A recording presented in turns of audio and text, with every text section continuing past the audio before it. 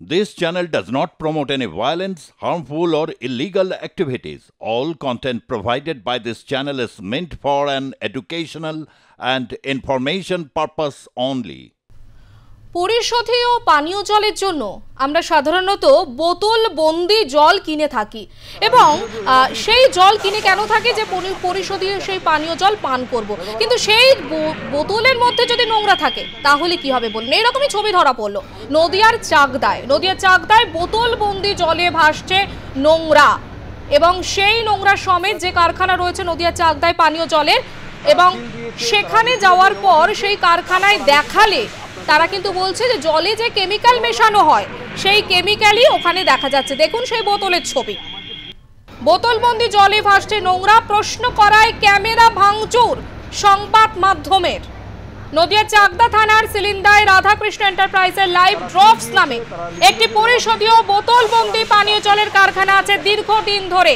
আজ সকালে দোকান থেকে একজন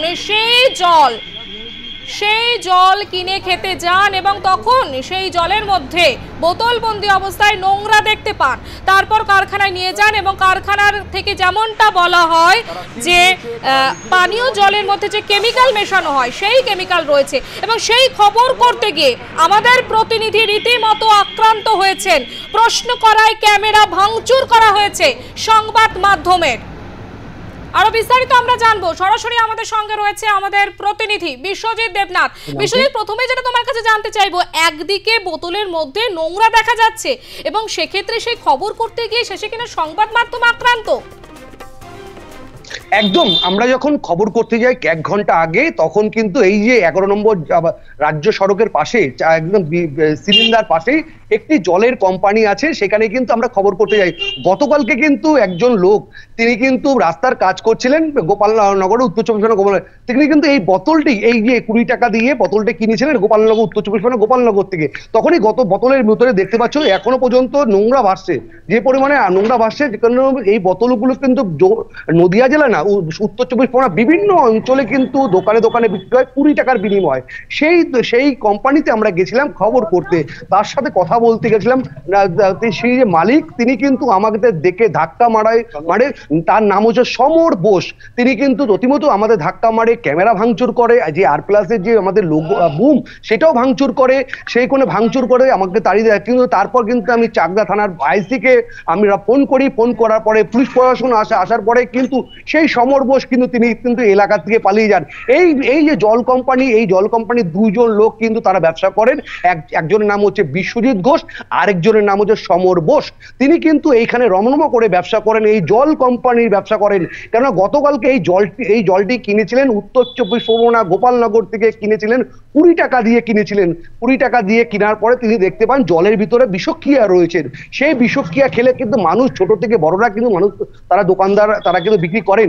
তারপরে সেই বিষক্রিয়া খেলে কিন্তু যখন কিছু অসুস্থ হলে কিন্তু সঙ্গে সঙ্গে হসপিটালে ভর্তি হয়। সেই খবর করতে যাওয়ার পরে কিন্তু আমাদেরকে মারধর করা হয়, ভাঙচুর করা হয়, ক্যামেরা ভাঙচুর করা হয়, বিভিন্ন আমাদের যে ক্যামেরা লাইভ সম্পূর্ণ ভাঙচুর করে একদম নষ্ট করে দেয়। একেবারে বিশ্বজিৎ, অবশ্যই তুমি আমাদের সঙ্গে থাকো। আপনাদের যে খবরের দিকে আমরা নজর রেখেছি, আরো একবার জানাবো যে বোতলবন্দি জলে ভাসছে নোংরা এবং প্রশ্ন করায় ক্যামেরা ভাঙচুর সংবাদ মাধ্যমের। আবারও যাব প্রতিনিধির কাছে, বিশ্বজিৎ দেবনাথ, যেমনটা বলছিলে তুমি। দেখো, আমরা যেই বোতলটা কিন্তু কালকে যখন কিনেছিলেন রঞ্জন কর্মকার, তিনি কিন্তু রাস্তার L&Tর কাজ করেন। তিনি কাজ করার পর, নাম হচ্ছে রঞ্জন কর্মকার, তিনি রাত্রে যখন আমাদের সাথে যোগাযোগ করেন, তখন কিন্তু আমরা কিন্তু সেই জলের বোতলটা কিন্তু আজ সকালবেলা হাতে পাওয়ার পরে কিন্তু এর ভিতরে কিন্তু প্রায় জীবাণু আছে, দেখতে পাচ্ছ, একদম জীবাণু দেখতে পাচ্ছ, এই যে জীবাণু দেখতে পাচ্ছি আমরা, একদম সাদা জীবাণু ভর্তি। কিন্তু এই জীবাণু যদি ছোট থেকে বড়রা তারা যদি খায়, যখন খুশি কিন্তু তারা হসপিটালে ভর্তি অসুস্থ হয়ে যাবেন।